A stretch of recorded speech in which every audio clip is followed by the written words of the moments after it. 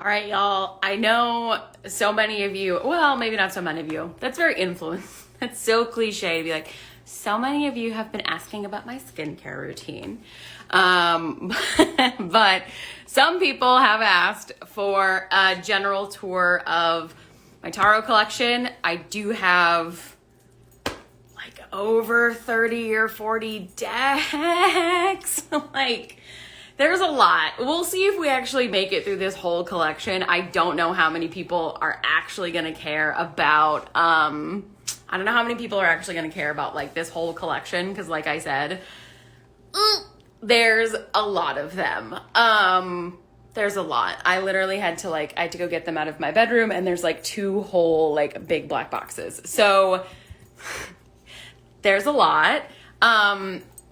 Sorry in advance, I do not have like links for all of them. A lot of these I've gotten at like spirit and occult shops here in Chicago. And then there's been others that I've just like gotten off of Amazon. So if one looks interesting to you, or you think it sounds cool and it's like speaking to you in some way, then like just catch the name and Google it, I guess would be my best advice to you, which is not amazing advice. But sorry, that's what we got.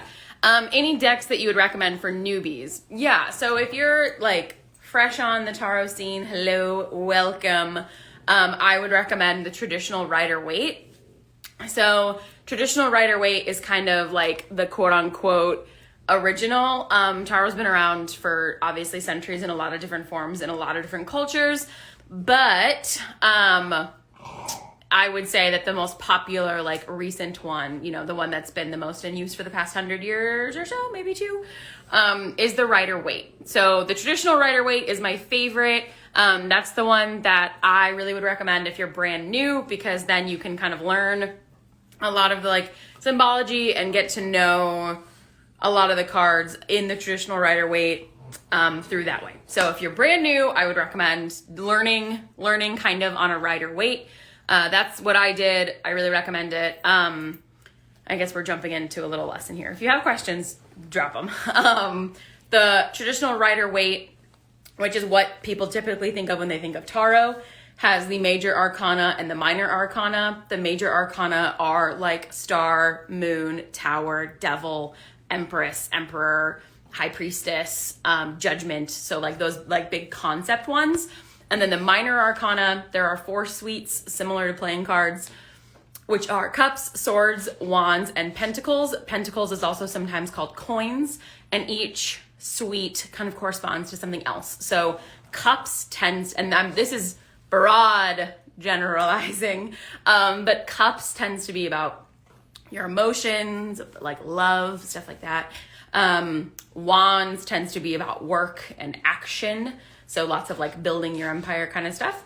Swords isn't quite conflict, but I typically see it come up a lot when I'm talking about like relationships with people. It's very action based. So if you're, doing a person, like a reading for somebody, and it's like very, very personal and they're talking about a relationship, then it's definitely, when you see like some swords come up, sometimes that means that like that person might not hold good intentions for you.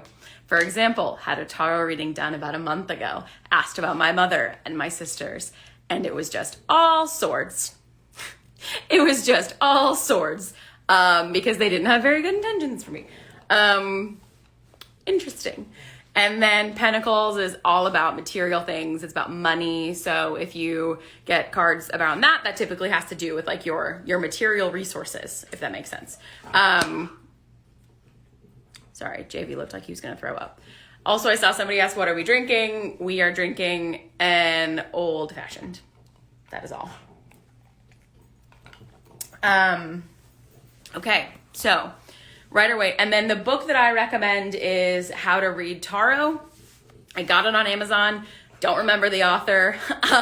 It's literally just called How to Read Tarot. It has a maroon and gold cover. I will link that in my stories after this. It's like a dictionary, and it also has a really practical hands-on approach. So that's a fantastic, fantastic, fantastic resource. I still flip back to it all the time. So that's an absolute favorite, is using that book, and then the traditional Rider-Waite. So if you're brand new, I really recommend starting on a Rider-Waite. And then you can get other decks that speak to you based on their themes and their art, and you can start applying what you know from the basics of the Rider-Waite to all of those.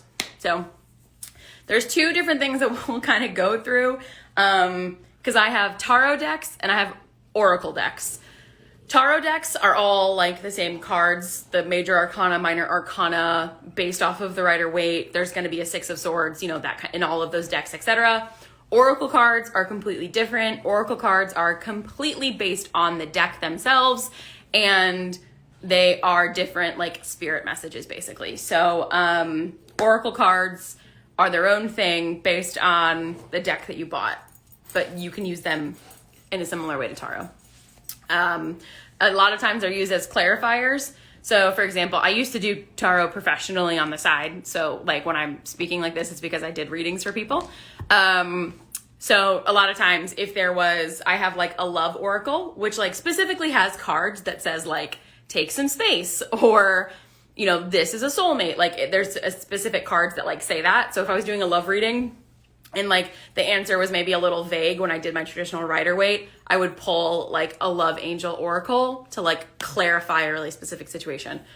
That's one use. And then sometimes I'm just in the mood where, you know, I want to pull a card for the day. I want to pull a card like, what do I need to know right now? And I've got some really beautiful cards based on like the poetry of Rumi and stuff like that, which are wonderful for just pulling a little spiritual guidance. So let's get into it. Guys, there's a lot of fucking decks.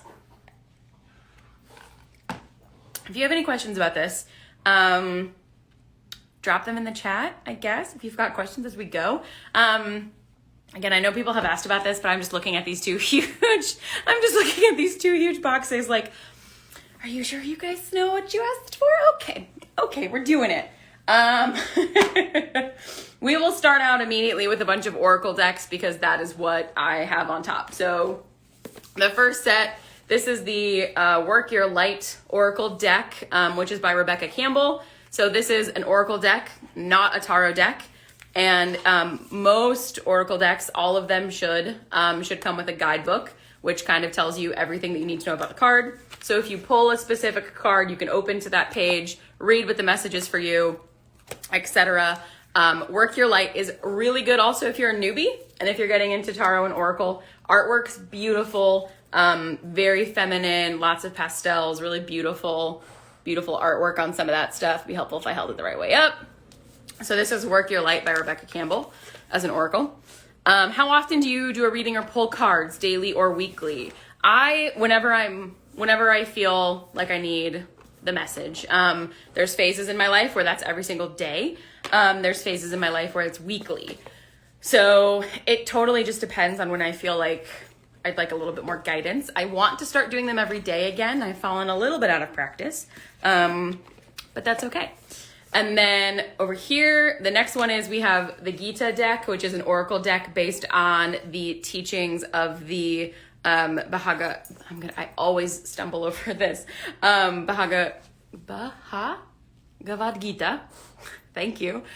Which is one of the Hindu holy texts. So this is an oracle deck that has wisdom from the Gita. So it has a lot of scripture from the Gita in it. Yes, yay, I didn't know that Rebecca Campbell was releasing a new one. That's exciting because the artwork is gorgeous. And then I have Gita deck, also an oracle. Another one, I have another oracle deck that's 52 cards. This is gods and goddesses. However, once more, it is all from the Hindu pantheon. So it's gods and goddesses. It is mantras, blessings, and meditations. Again, all from Hinduism. So that's one. Those are three. An absolute favorite. I also have this one. Alana Fairchild is one of my favorite oracle. Like I have almost every oracle deck that Alana Fairchild has ever done. They are amazing. They will make you cry. So I have this one called the Roomie Oracle, and they are all based on poetry of Rumi. So this one always reads me to filth. I feel like whenever I pick it up and pull a card from it, it's like, oh, your inner child's been crying recently. And I'm like, yeah, it is. Holy shit. This one always reads me to filth. Like it reads me to filth. Tori, baby. How do you choose which deck to pull from? Purely intuition. I go off of vibes. I go off of vibes.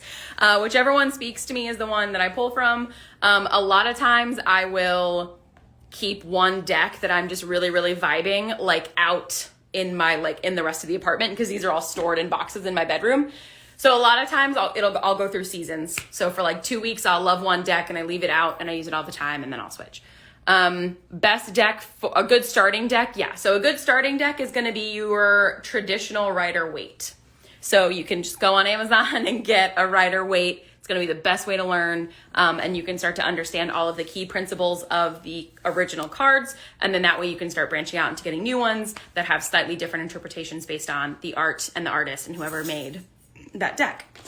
Another really, really amazing one I love. This is by Sahara Rose. This is called Yogic Path. Very similar, very gorgeous. This is also an Oracle deck. It is not a Taro deck. I'm already dropping cards. She's not that drunk yet, folks. But it's beautiful. And I love, you know me, we love a gold foil moment. Hello. I like gold foil in my face. We love a gold foil moment. So this is also a really, really beautiful one. Yogic Path by Sahara Rose. Another favorite is the Isis Oracle. So this is another Oracle deck, and it's based entirely on Isis, Osiris, and ancient Egyptian gods. So there are cards in here that talk about like the miracle of Isis, rising sun, queen of heaven. So this one is an Oracle deck specifically relating to Isis, primarily as the main deity that it works with, but it touches on a lot of ancient Egyptian powers as well. Also, when it comes down to which deck or Oracle one that I choose, we'll get witchy for a second. Sometimes I have a lot from a lot of different cultures and representations here. So sometimes it depends on which, god or goddess or which one of them is calling to me. So we literally go off of vibes. Would you say proceed with caution when first having a go? I would say, because I grew up super Christian, so everybody always told me that, like, Taro is the devil, like, you're working with the devil. No.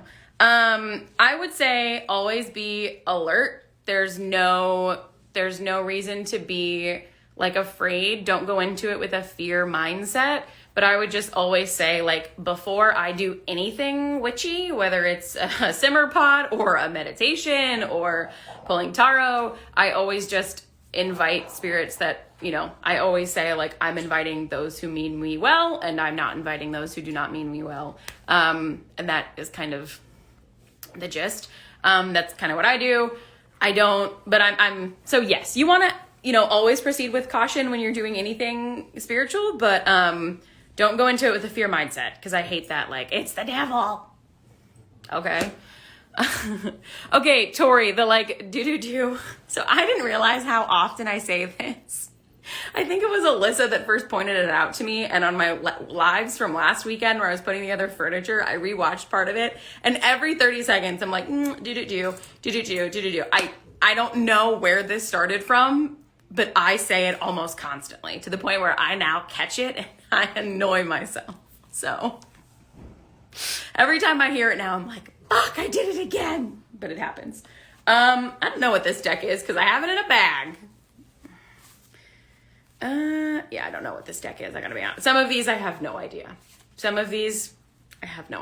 I don't know where the guidebook went. I don't know where the deck went.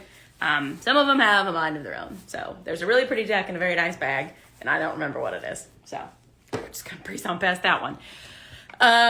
Moving quickly along, we also have a Queen of the Moon Oracle by Stacy Demarco, which works explicitly with feminine moon energies. It's a really good one when you're on your period. I also have a Greek Mythology Oracle, because fucking duh, I have a Greek Mythology Oracle. I should be using this one more because I'm working on Nyx right now, and I should be trying to get these fuckers to talk to me. But that's okay. So I love the Greek mythology one. It's beautiful, and it has a bunch of the deities, not just like the main pantheon. I just pulled Persephone. You're welcome. Transformation. There you go. A bitch picks up her oracle deck on live and pulls Persephone. There you go. That's all you need to know. Greek Mythology Oracle deck. I also have a Goddess Guidance Oracle deck. So this has goddesses from, my goodness. It has Kuan Yin, it has Lakshmi, Brigid, Isis, Athena, goddesses from Celtic, Mayan, Egyptian, Greek, Tibetan, Buddhist, and other traditions. So this is a multiple different goddesses. But you know, always love working with goddesses, is always fun. Yeah, it comes without the whiskey. Yeah, it does. So we love this. We also have Romance Angels, which is fantastic. When I used to do readings for people professionally, a lot of people obviously want love readings. So Romance Angels was a really good one for that, because you would get stuff like, a good example, like, pay attention to the red flags. Something no reader ever does. I love how I'm accidentally doing a reading for all of us right now. I pulled Persephone, and then I pulled pay attention to the red flags, which we don't do. So I'm just reading us all right now accidentally. So Romance Angels, another fun one. I also have a Kuan Yin Oracle, which is similar to like the Isis Oracle, except it is just around the goddess Kuan Yin. So I have a beautiful one that is just for Kuan Yin. Black Moon Astrology. So I have cards that are just for astrology oracle cards. So that's always a fun one. I have an Oracle of Rama. So it's a deck specifically dedicated to working with the deity Rama, who's one from the Hindu Parthenon. I have rune stones in here too. It's where I keep my rune stones. So sometimes I do throw like Nordic rune stones. I've been known to do that. So I have a really beautiful set of jasper and gold runes that I keep in a little bag. So I also have runes in here. This is fucking Mary Poppins bag of shit. I have a Divine Feminine Oracle as well. So we have the Divine Feminine Oracle by Megan Waterson, which also has saints, mystics, gurus, and goddesses from most major world religions. I really love working with this one. It's also really fun because every once in a while I'm like, all right, which one of these ladies should I write a book on? And then you go through. Yeah, so there's like Sekhmet's in here, Mary Magdalene's in here. Who else do we have? Lakshmi's in here, Kali, Joan of Arc's in here, Green Tara, which is from Buddha, the Black Madonna, Our Lady of Hermits, Teresa of Avila. Yeah, so there's lots in this one, so we love this one. So this is Divine Feminine Oracle. All of these so far have been Oracle, so they are not Tarot. They do not have like the Rider-Waite. I'm trying to like do this in order, so I'm trying to do all the Oracle decks first, but again, there's boxes of this. Oh wait, no, those are both Taro. Okay, moving swiftly along. This is Wisdom of the Oracle. I don't love this one. I don't reach for it very often. But it's fine. It's it makes me think that like an art film, it's like an art project. It's very like new school. I don't love it. It's not very grounding. Okay, and then another one from Alana Fairchild, who I love. We have Journey of Love, which is also an Oracle deck. So that one is beautiful. It also makes me cry. So they all make me cry. Are you catching on to the fact that a lot of things make me cry? Cool. A lot of things are you throwing up? This is life with a dog. No. Okay. Moving on. Taro.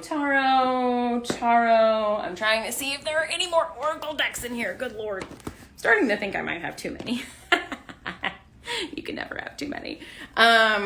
This is what happens though. My only warning, if you're like, hey Molly, I think I want to get into Taro. I've got some questions and stuff. My only warning is the real danger of Oracle decks and Tarot is that you will then start collecting them, and then you will end up like a year later with like 50 something decks, and you have no idea how that happened.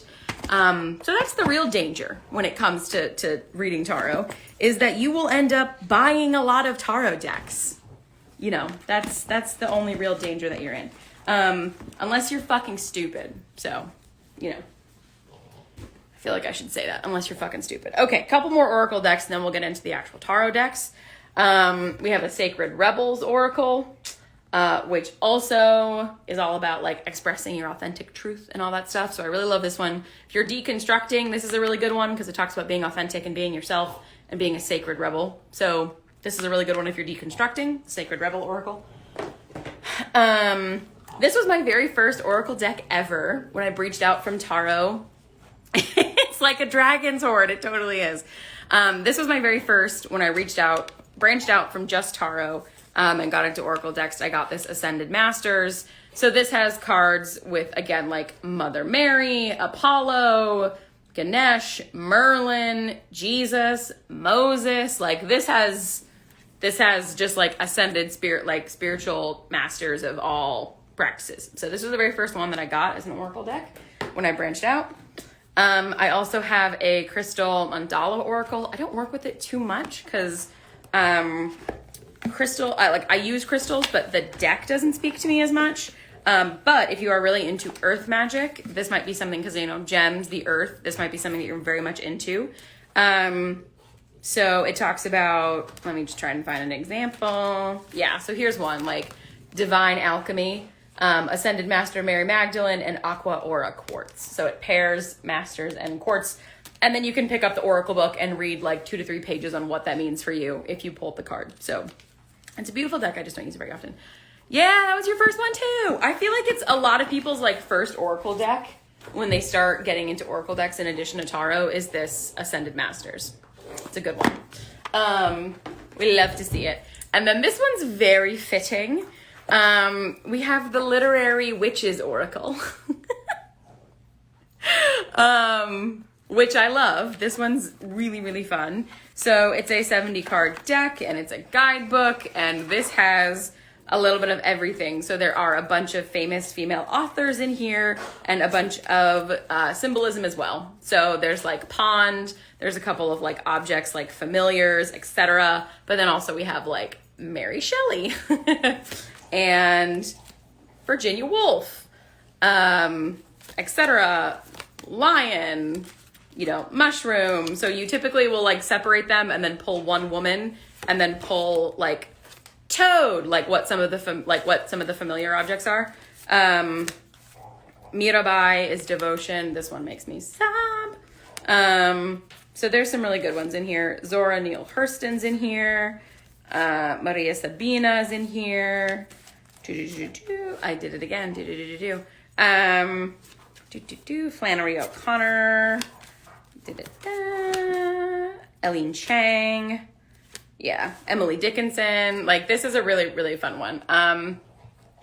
Yes, it's fucking rad. So I really like literary witches. It's a fun one. Also, JV. So this is a really, really, really cool one. It says the witchiest women in literary history and letting their brilliance illuminate your path. So it has portraits of powerful female authors and then mystical spell ingredients, both full of the symbolism, so you can kind of pull a mix. So literary witches, really, really rad. I love it. That's a good one. I also, so 2 more. I have an entire Ganesh Oracle. So this one is just specifically for working with Ganesh. That's a really, really good one as well.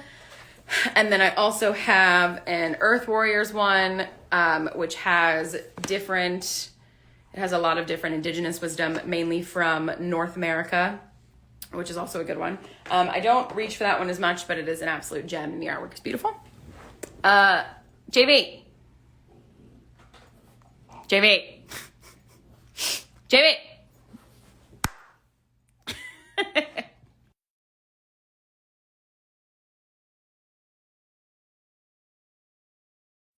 I had to go on mute because I was yelling at my dog. Hey, don't chew that.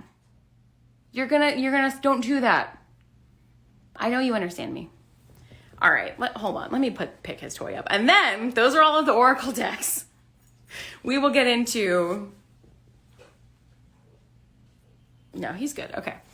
We'll get into all of the Tarot decks. So, the thing to know about all of these Tarot decks is they are all going to have that major and minor arcana. So for the most part, all of these decks have the same cards. They might just have slightly different meanings based on the interpretation, or based on the artwork that's been included. Like all of them just have different themes. So it's like different translations, basically, is a really good way to think about it. They all pretty much mean the same thing, but there are nuances based on the language if you are doing translations. So it's kind of like all of these are translations of the Rider-Waite. So for the most part, they all mean the same thing, but there are nuances when you translate things into a different language that only exist in that language. Yes, that's a good way to, I'm proud of myself for that analogy. Oh, sorry, one more. And then I also have the runes as cards. So if I don't want to throw stones, again, how do you choose? It's a vibe thing.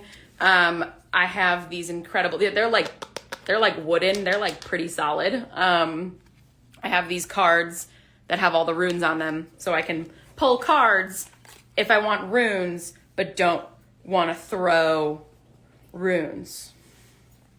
Don't worry about it. It's a thing. Again, you start doing this, and then the next thing you know, you've got 50 of them. That's the real danger. So the traditional Rider-Waite. Okay, so we have the Wild Unknown Tarot. This one is very popular. It's beautiful. It works a lot with animals. There are no, there's kind of no, like, there's also no right or wrong or good or bad in tarot. I just feel like it's important to say. These are really, really beautiful. I think you've probably seen these if you've looked around in tarot. Wild Unknown is super popular. So that's a big one. We have the Wild Unknown. You can see by the like how like destroyed the boxes that I pulled this one a lot. This is the Goddess Tarot. So instead of 4 suites, there are 4 goddesses. So for example, in this deck, all of the Suite of Pentacles, which are coins, which deal with money, are actually, it's the Suite of Lakshmi, because she deals with abundance. So instead of a suite of coins, there's a Suite of Lakshmi. And then Bridget, I think, is one of these. Isis is one of these. So instead of 4 suites, there are 4 goddesses who deal with the corresponding deck. So again, it's like a translation, right, of the Rider-Waite. So goddess, sorry, there we go. The Goddess Tarot. It's a really, I use that one a lot. This is a really dope one. It comes in a really pretty box. This is the Dreams of Gaia Tarot. So this works primarily with earth magic and Gaia, Mother Earth, but from a Celtic perspective. So this is going to be like Norse Celtic when we talk about Gaia, as opposed to, because that's a universal theme, but this is specifically very like, very Celtic in its imagery. Lots of crows, got a woman, deer antler, you know, so it's very Celtic in its imagery. There it is again, me saying but very pretty artwork. Yeah, so that's another one. Again, guys, I'll keep going forever. So that's Dreams of Gaia. I keep doing it now. And that is Celtic Earth Magic. And then we have the Lover's Path Tarot, which is all, this is another really good one if I'm doing love readings. And this all has famous couples throughout history in it, which is just one of my favorites. For example, the transformation card in this deck is Persephone and Pluto, i.e. Persephone and Hades. Transformation, right? So everything is about famous love stories, essentially. So yeah, like, I can't stop doing it. Yeah, sacrifice on this one is Orpheus and Eurydice. Yeah. Yeah. So I really love this deck. Again, this is Lover's Path, and it has all of your traditional, you know, major and minor arcana, except it relates to famous love stories around the world, and in mythology. So it's a good one. I'm a sucker for any deck that uses, you know, Hades and Persephone. Where did you get it? You know, a lot of these I don't remember, or I got them at shops physically in Chicago. So if you hear one that you like, write down the title and Google it would be my best response. And that's not very helpful, but that's all I got. Yeah. Then we also have a Tarot of the Sacred Feminine, which uses original artwork that is all about working with feminine energy. I have the Fountain Tarot, which once more, it is the same, major, minor arcana, just with different artwork. It's actually very pretty. It's a foil box. That's a really good one. Absolutely one of my favorites, and you can tell by how bad the box is this is a Botticelli Tarot. So it's all gold foil. It is the most, probably one of the most beautiful decks that I have. They are all gold foiled. They are all Renaissance icon art, and it's the traditional Rider-Waite, but it is all Botticelli pieces. So it's gold foil. It's super pretty. But it's all artwork from Botticelli. Absolutely one of my favorite decks. Absolutely stunning. Absolutely stunning. One of my favorite decks. I work with it all the time. I'm obsessed with this one. It's beautiful. Another one that I got right around the time that I was working on Tro was Golden Tarot of the Czar. So this is another one from the same company that is gold foiled.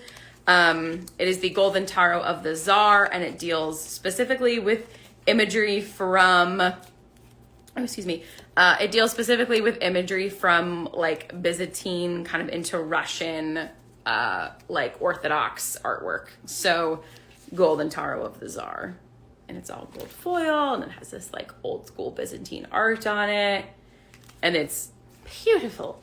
And of course, Golden Tarot of the Czar, I got this one right around the time I was working on Tro. Because I couldn't not, that's how those things work. I couldn't not. But wait, there's more. I also have Tarot of the 1001 Nights. So this is an entire deck that is built on all of the stories and the mythology behind 1001 Nights. So that's another absolute favorite of mine. It's very, very beautiful. I have another gold one that is all Klimt artwork. So this is gold foiled, one of my absolute favorites. And it is all artwork from Klimt. So again, gold foiled, all in his style. I think like some of his famous pieces are in here, like The Kiss is one for sure. I think it's The Lovers. There it is again. Yeah, so this is all like Klimt artwork. So that's a really, really, really beautiful one. Also, which you can tell by how destroyed the box is. I cannot not. Piglet, exactly. That's how I feel going through all of these decks. Because there's a lot of them. And we're still going. Yeah, these are all just Taro. Yeah, the artwork on this one's amazing. I love the artwork on the Klimt one. It's beautiful, and it is absolutely one of my favorite ones to do. So, Klimt. This is Tarot Soleil. So this is another really beautiful deck. It's pretty straightforward, but it has astrology on the back, and then all of the artwork is gold and black. So this is a really, really beautiful deck. So it has a lot of like, there you go, like line work like that. Absolutely another one of my favorites. It's a really, really pretty one. Yeah, I did it as a side job or something. How did you get into it, and where did you learn?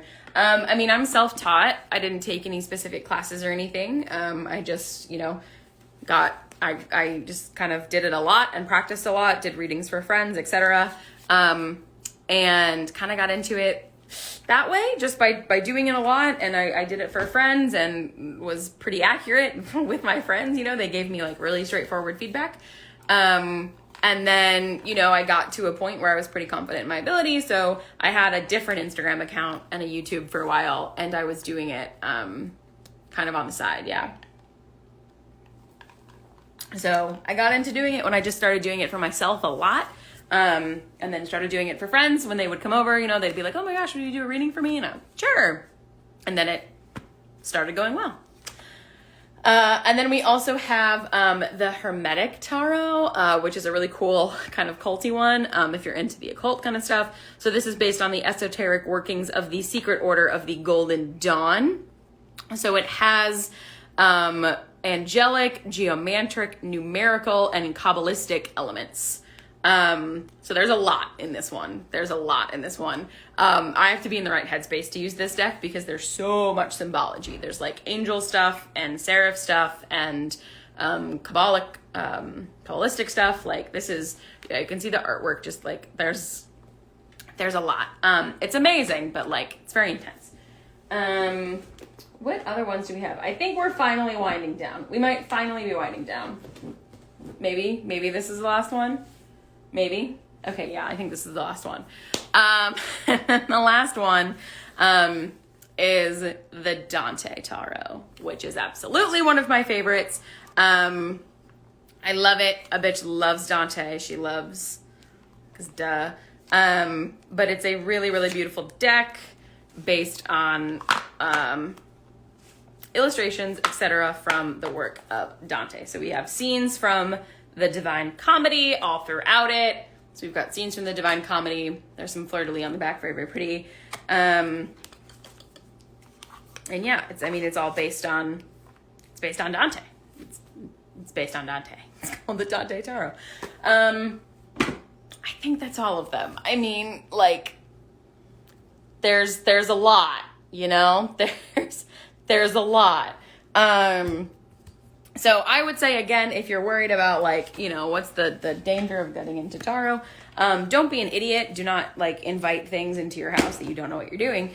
But, you know, the main thing that you need to be afraid of is buying a lot of tarot decks. Because if you get into it, it's like books. You're like, well, I got to get this one. I have to get this edition. I have to get this one. I have to get this one.